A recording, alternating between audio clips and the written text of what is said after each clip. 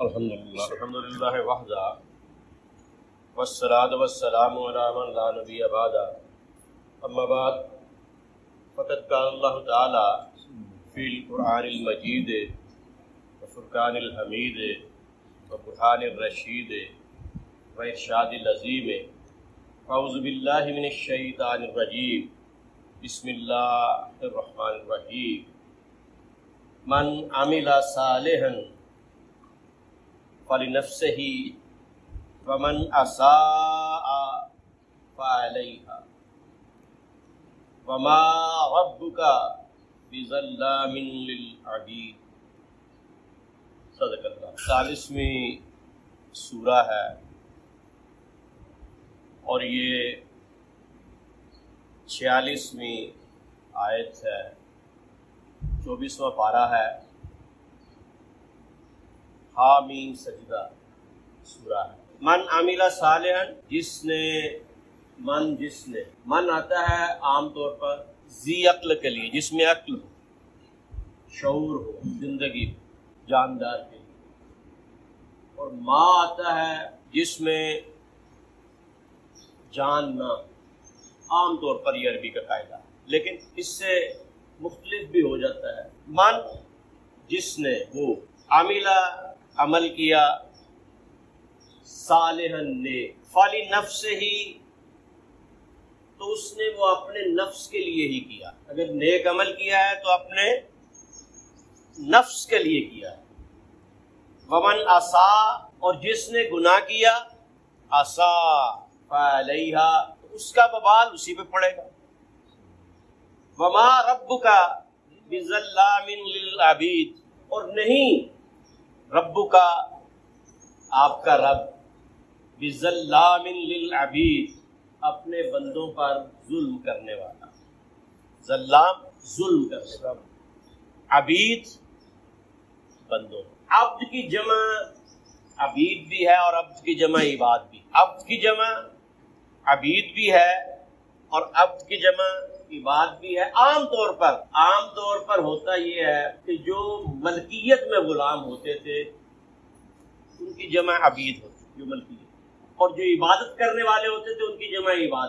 تو چونکہ اللہ تعالیٰ کے تو سارے عبادت کرنے والے بھی ہیں اور سارے اس کی مخلوق بھی ہے، اس لیے وہ عبید کے یا عباد کے ہے، عباد کے ہے، اس کے لیے دونوں چیزیں، وما اور نہیں۔ یہ ما نہیں کے لیے، ماضی کے لیے، نہیں کے لیے۔ ما کا مطلب، جس طرح من، میں نے پہلے کہا کہ یہ من سے شروع ہو رہی ہے، من وہ جاندار ہو اس کے لیے، اور ما جو جاندار نہ ہو اس کے لیے۔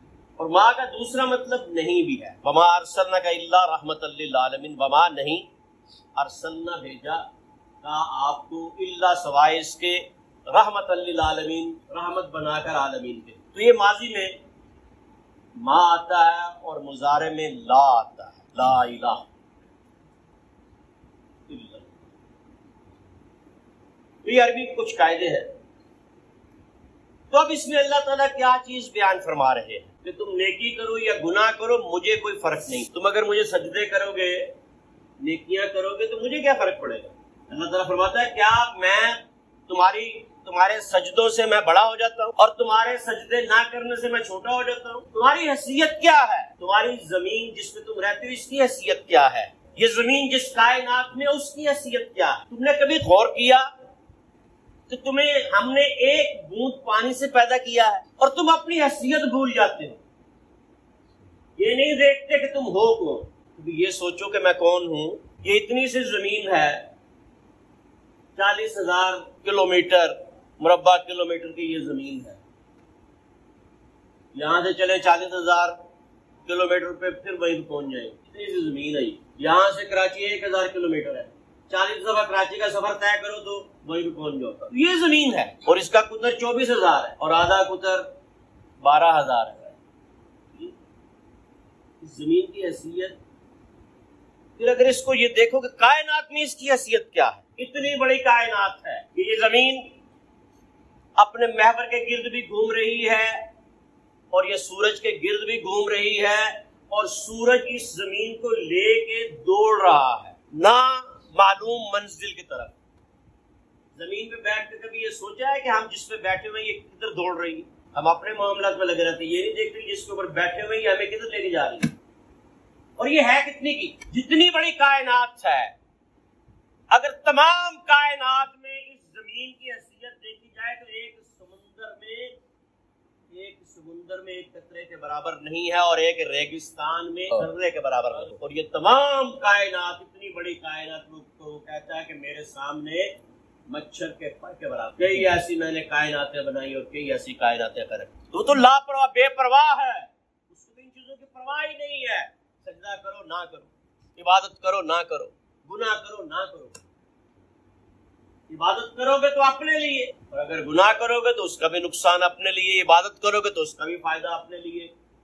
اس کو کوئی فرق نہیں پڑتا کسی کے گناہ کرنے سے یا کسی کی عبادت کرنے سے۔ وہ بے پرواہ ذات ہے، کائنات ارضی و سماوی کے ذرے ذرے کی مالک ذات ہے، وحدہ لا شریک ہے، نہ اس کی صفات میں کوئی شریک ہو سکتا ہے، نہ اس کی ذات میں کوئی شریک ہو سکتا ہے۔ وہ ایسی وحدہ لا شریک ذات۔ من عمل صالحا، جس نے نیک عمل کیا فلنفسہ، وہ اس لیے نیک عمل کر رہا ہے تاکہ قیامت کے دن بخشا جائے، تاکہ قیامت کے دن اسے سزا نہ ملے، اللہ تعالیٰ کو فائدہ نہیں ہے۔ ومن عصا، اور جو گناہ کرتا ہے فعلیہا، تو اس کا وبال پھر اسی پر پڑتا ہے، سزا اسی کو ملے گی۔ تو انسان اگر نیکی کرتا ہے تو یہ اللہ تعالیٰ پہ کوئی احسان نہیں ہے، یہ نبی کریم صلی اللہ علیہ وسلم پہ احسان نہیں ہے۔ حضور نبی کریم صلی اللہ علیہ وسلم جب مسلمان کرتے تھے تو مسلمان نہیں ہوتے تھے لوگ تو آپ پریشان ہوتے تھے، تو اللہ تعالیٰ فرماتا تھا آپ کیوں پریشان ہوتے ہیں؟ آپ اپنی جان کو کیوں ہلاکت میں ڈالتے ہیں؟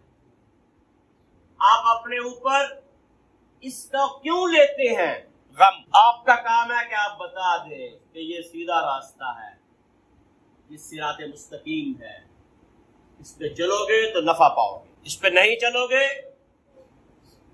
تو نقصان اٹھاؤ گے۔ یہ راستہ ہے سیدھا۔ حضور نبی کریم صلی اللہ علیہ وسلم کو بھی فرق نہیں پڑتا، لیکن چونکہ آپ رحمت للعالمین تھے اس لیے آپ اس چیز کو غور فرماتے اور آپ اس پہ غم فرماتے کہ یہ مسلمان نہیں ہو رہے، پریشان ہو جاتے۔ تو آپ رحمت للعالمین تھے، آپ رحمت للعالمین ہیں، اور آپ ہمیشہ کے لیے رحمت للعالمین رہیں گے۔ لیکن حضور نبی کریم صلی اللہ علیہ وسلم کی ذات اقدس ہو یا اللہ تعالیٰ کی ذات والا تبارک ہو، ہمارے گناہ سے یا ہمارے ثواب سے ان کو ہم گناہ کریں گے تو اس کا بدلہ، اس کا گناہ کا جو سزا ہے وہ ہمیں بھگتنی پڑے گی، اور ہم نیکی کریں گے تو اس کا بدلہ ہمیں مل جائے گا۔ وما علینا الا